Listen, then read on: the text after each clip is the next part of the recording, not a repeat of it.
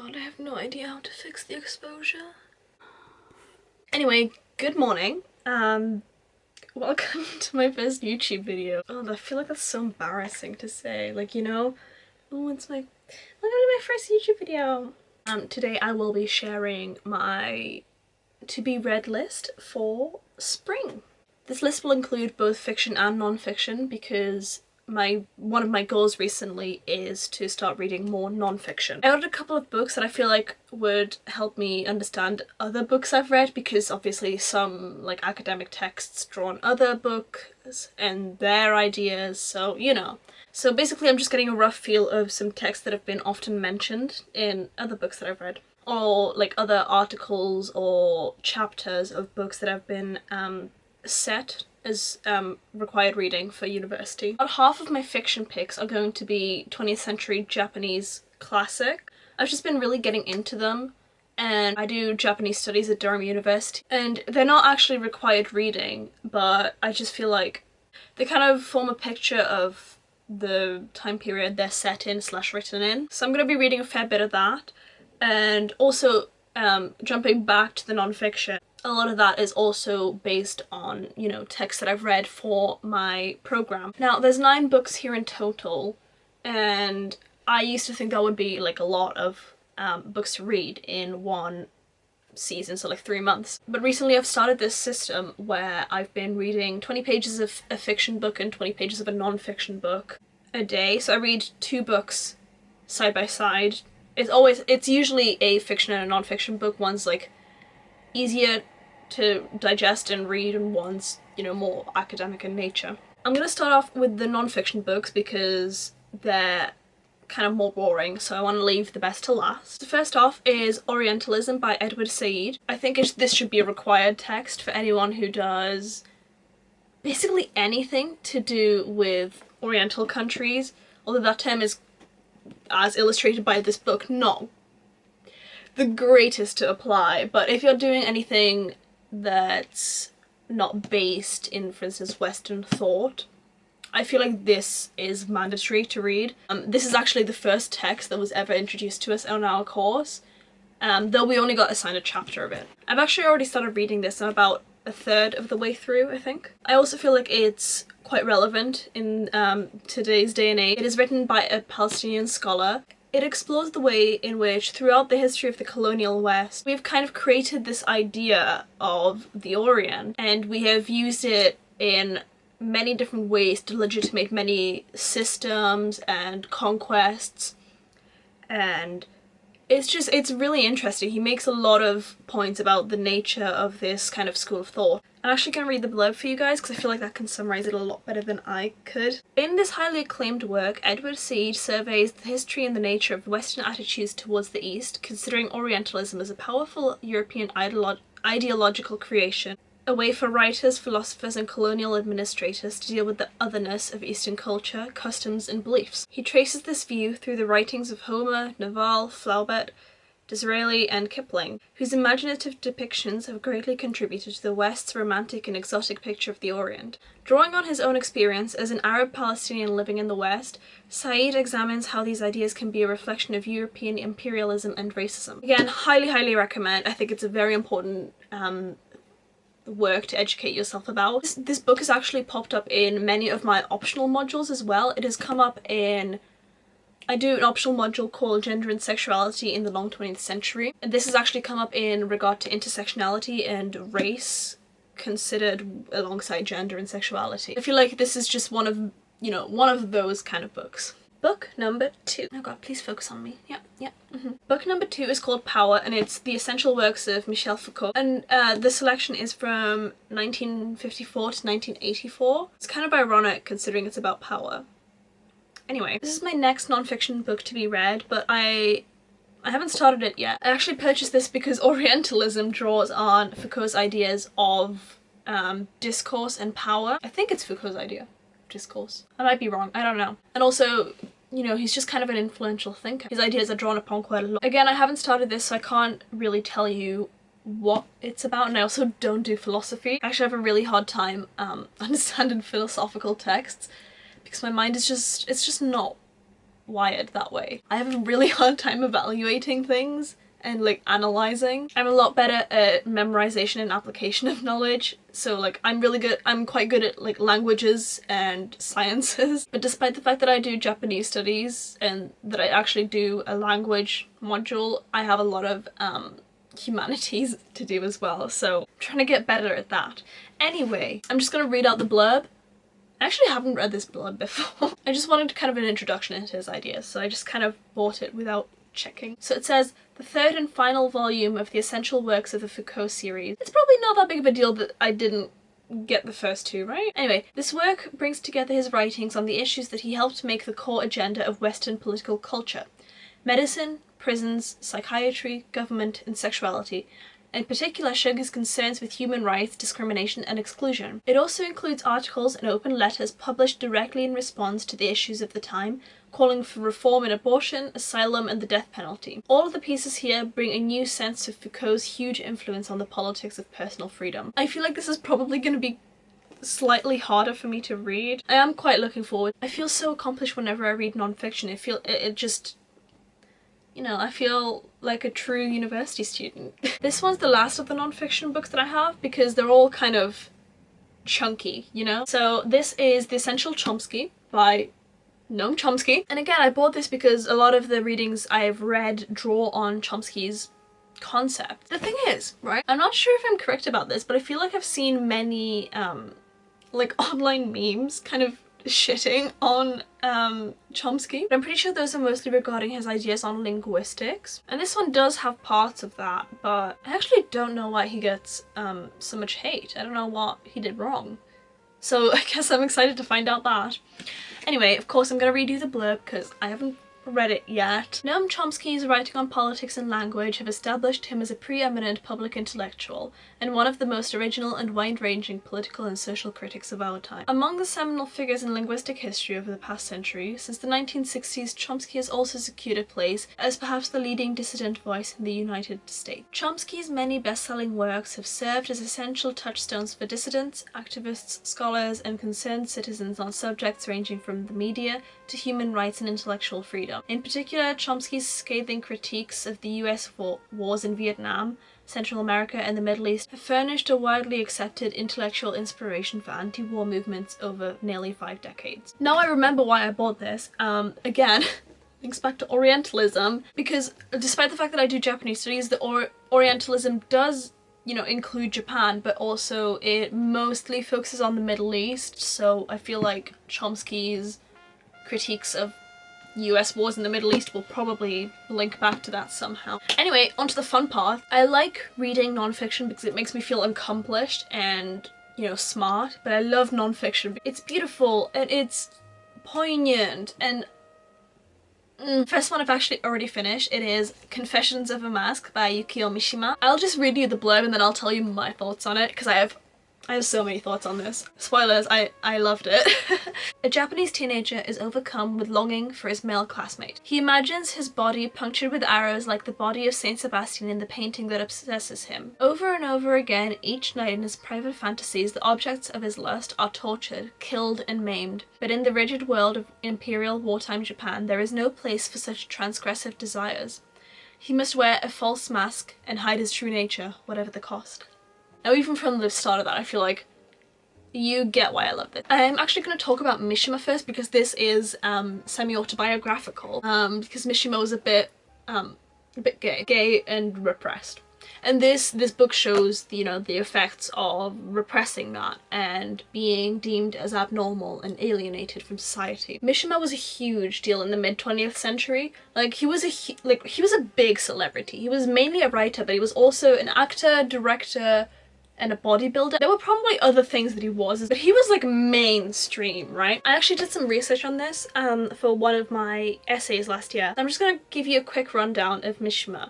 So basically, he was raised by his sickly grandma, which corresponds to this book, and he felt that he was really effeminate because of that, and he developed like a huge like complex around that. Which is why he got super jacked, right? He became a bodybuilder and he was really focused on perfecting the body as well as the mind. So he was an intellectual, but he was also like a big proponent of, you know, health and aesthetics of the body. Throughout his writing, you can kind of see this kind of admiration of the Edo period of Japan, which is like the time of samurai and feudal lords and that sort of thing, right? In particular, I've noticed in his works that he writes a lot about harm to the body. Like in this book, it's overt. I mean, he fantasizes about these men like dying horrible bloody deaths. And he feels really ashamed of that, by the way. He's not just like, la-di-da. But in another one of his works, he kind of wrote a romanticized short story about a wife and a husband committing suicide together, which is very interesting to think about, since the way he died is he got— oh, my boyfriend just arrived. We're playing D&D afterwards. I'm an owl, by the way. I'm an owl in D&D, and I'm like 2'9". Sorry about that. Anyway, throughout Mishima's life, he kind of went down the right-wing pipeline. He was a huge proponent of Japan's imperialism. He wanted to get the emperor back on the throne. Correct me if I'm wrong, but I'm pretty sure the emperor of Japan was on the throne, but he was more of like a figurehead. The same way that, for instance, like the King of England doesn't really have as much power as, say, the Prime Minister. Him and his right-wing gang kind of stormed the Japan Self-Defense Force base in Tokyo. Basically took a bunch of people hostage, and he made this huge speech, his manifesto, like out at the top of a building to a bunch of people, and they all started laughing at him. This is funny for two reasons. One, it was quite likely they didn't actually hear what he was saying because he was quite high up.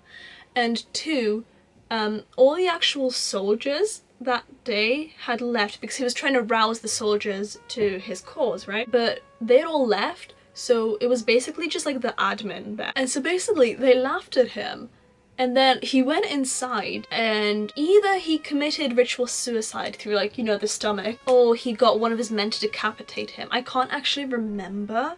Obviously I don't support any of his political views, but I just feel like he was a huge cultural force, and that's just— everything I read about him is so interesting. I love learning about him because he's just— I don't know. Everything about him fascinates me. And this is actually the first of his works that I read because it is semi-autobiographical, so I felt that it would kind of give me, you know, a jumping off point to read the rest of his works.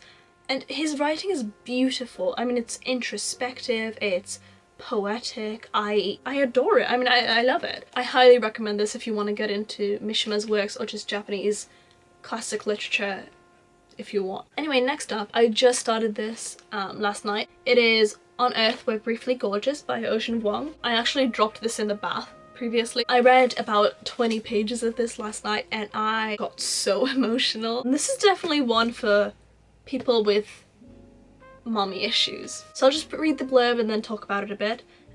This is a letter from a son to a mother who cannot read. Written when the speaker, Little Dog, is in his late 20s, the letter unearths a family's history that began before he was born. It tells of Vietnam, of the lasting impact of war, and of his family's struggle to forge a new future. And it serves as a doorway into parts of Little Dog's life his mother had never known. Episodes of bewilderment, fear, and passion, all while moving closer to an unforgettable revelation. Now, obviously my family did not experience the Vietnam War, and, you know, they don't have major PTSD as the characters of this book, but I very much relate to the immigrant part. I was not born here. My family moved here when I was small, hence why my English is pretty much perfect. It's just something I can very much relate to with me and my mother. She raised me single-handedly.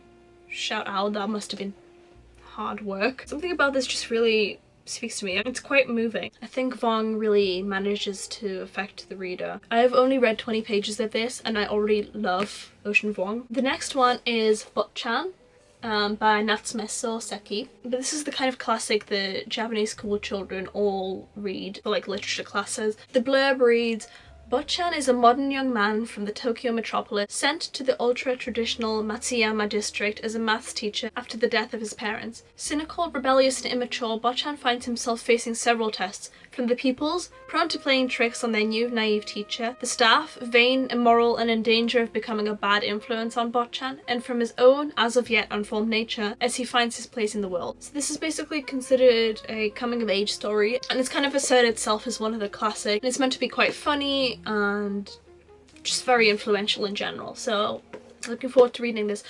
I've actually read one of Soseki's works before. I read I Am a Cat, which basically is about a really stuck-up cat who kind of commentates on Japanese life at the time, which I think was the 20s. It was very early 20th century, I know that much. And he commentates on how just like silly they are. But it's just really funny because the cat is so dramatic. I love him. Anyway, next, also have a book from Mishima. This is The Sailor Who Fell from Grace with the Sea. And it's really short. So I love short books. So the blurb reads, "A band of savage 13-year-old boys reject the adult world as illusory, hypocritical, and sentimental. When the mother of one of them begins an affair with the ship's officer, he and his friends idealize the man at first, but it is not long before they conclude that he is in fact soft and romantic. They regard this disillusionment as an act of betrayal on his part.